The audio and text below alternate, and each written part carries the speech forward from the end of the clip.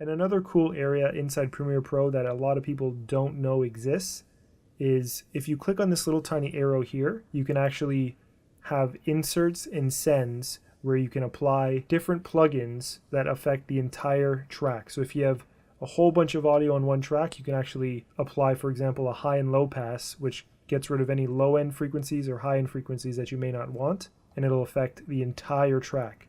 So this is great if you want to apply something on the master channel, for example. So again, how I found that was in the audio track mixer, there's a little tiny arrow at the top left. You click it and then this opens up. If I go to the master channel, the very top are all inserts and these are all sends. I have yet to use any of the sends. For our purposes, we only need to insert plugins, or essentially add plugins to add effects to any of our tracks. So on our master track, we can go to the top here, click on the arrow, go to filter and EQ, add an EQ, then we will right click, go to edit, and then this track effects editor will come up. Now this is pretty standard. This will look the same in pretty much any recording software. You have a whole bunch of different areas. You can have your high, your mids, and your low, and then you can adjust these to taste to remove or add certain frequencies. Okay, so we're going to reset it. So now what I normally do is once I have all my dialogue and my edit is near completion, you can start playing around with these to cut or boost certain frequencies that make your audio sound better. Now, because 99% of the time any music you add will be already mastered, you don't need to go crazy with these. You can actually probably get away with leaving it as is and only doing the effects like the high and low pass EQ on just your dialogue. So let's say if we had dialogue on channel 3 and 4, we'd find 3 and 4, and right here we'd go filter and EQ, EQ pass, edit, and we just remove a little bit of the low ends and then a little bit of the high ends. This will get rid of any camera hiss sound that was created when recording, and this will remove any subsonic sort of frequencies where you can't really hear it, but if you had a bassy system, then a lot of annoying sounds would probably show up. So this prevents that. If you want some reverb on your music track, or let's say you had some dialogue you wanted to add some reverb to, we can go to the track we want to add reverb to, which is channel 1 and channel 2. So on channel 1 and 2, we will add some reverb.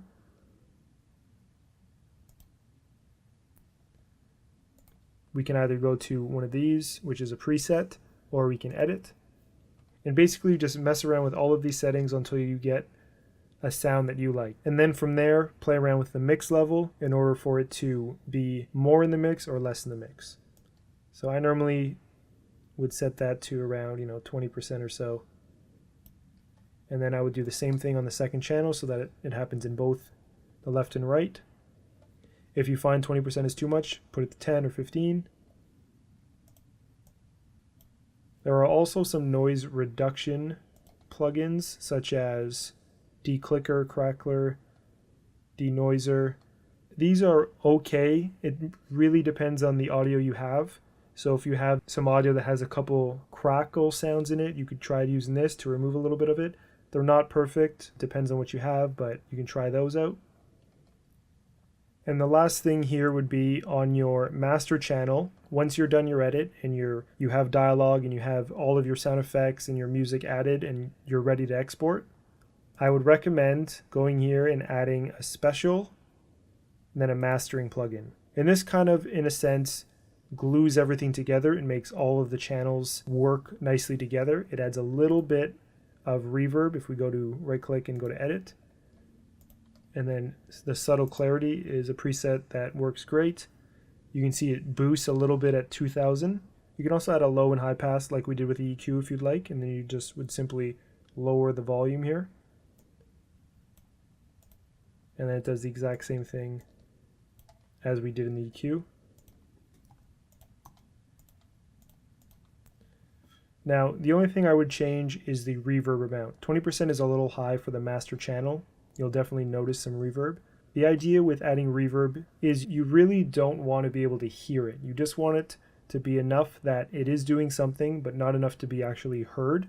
Now, I know that doesn't really make sense, but in the mastering world, it's just a way to kind of glue everything together just a little bit. And again, it's not enough to really be heard, but essentially it's not done to add reverb. It's just done to kind of blend things together a little bit better.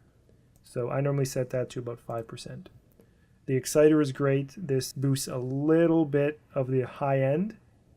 The widener at about 30% is also great. This creates a wider stereo field, which means when you have audio and you've panned it left and right a little bit, this creates a bigger sound.